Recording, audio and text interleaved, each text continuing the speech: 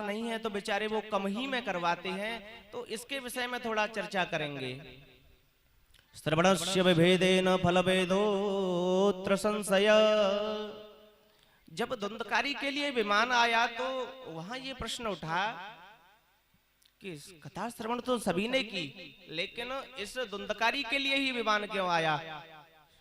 तो वहां इसका आता है कि जो भी भक्त अपने मन को एकाग्र करके, जैसे एक असहाय व्यक्ति अपने स्वामी का चिंतन करता रहता है, भगवान गीता में अर्जुन से कहते हैं पितैव पुत्रस्य सखैव सख्युः प्रियः प्रियायार हर्षदेव सोढुम्।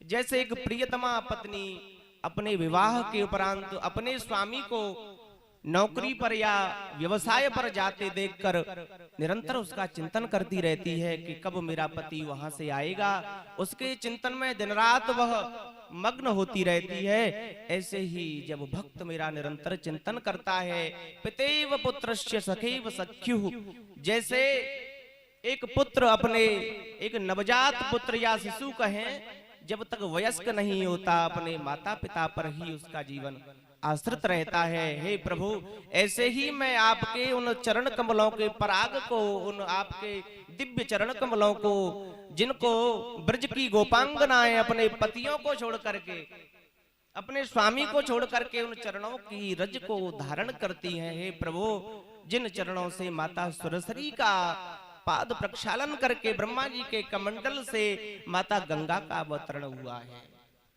ऐसे उन चरणों को मैं स्मरण करता रहूं। ये भाव अगर हमारे अंदर आ जाए, ये अगर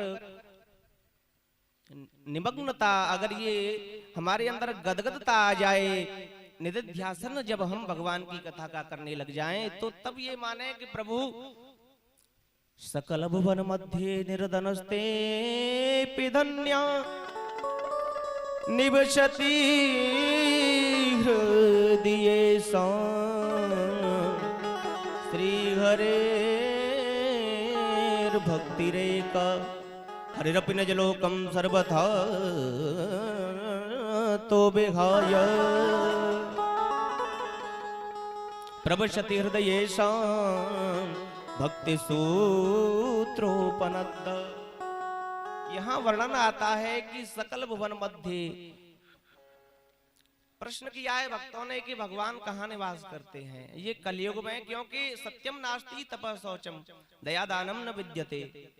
इस कलयुग में ना ही व्यक्ति की बुद्धि कुशाग्र है, माने तीव्र है, मंदा सुमंद मतयो, बुद्धि बहुत मंद हो गई है। शास्त्र बहुत हैं, कैसे पढ़े हैं उनको, पूजा की विधियां भी बहुत सी हैं, लेकिन सुमंद मतयो, भाग्य भी बहुत मंद हो गया है। तो शौनकादि ऋषि प्रश्न करते हैं, हे प्रभु, ऐसा कौन सा साधन है जिसे करके हम थोड़े से में ही प्रभु को प्राप्त कर लें? तो यहाँ कहते हैं सकल भुवन मध्य निर्धनस्ते पिधन्या। माता सबरी के पास क्या था? कोई ये समझे कि मेरे पास धन है, या मैं ऐश्वर्यवान हूं, या मैं बलवान हूं, या मैं भक्तिमान हूं। स्वामी जी भी बता रहे थे कि वेद वेदांत घोषैश्च गीता पाठैर मुहुर्मुहुः। कोई वेदांत का डिमडिम घोष करे कि मैं बड़ा वेदांतवागी हूं, या मैं भक्ति को मानने वाला हूं, भक्ति का आचार्य हूं, तो जहां ये अहमता आ जाती है वहां से भगवान चले जाते हैं। इसलिए कहते हैं सकल भुवन मध्य निर्धनस्ते पिधन्या।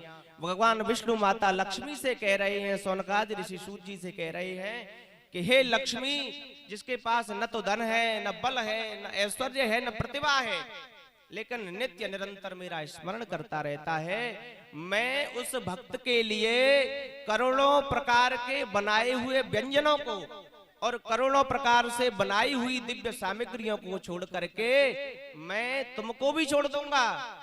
श्री विहाय माने तुमको भी छोड़ दूंगा। और कहते हैं हरिरपि निज लोकम,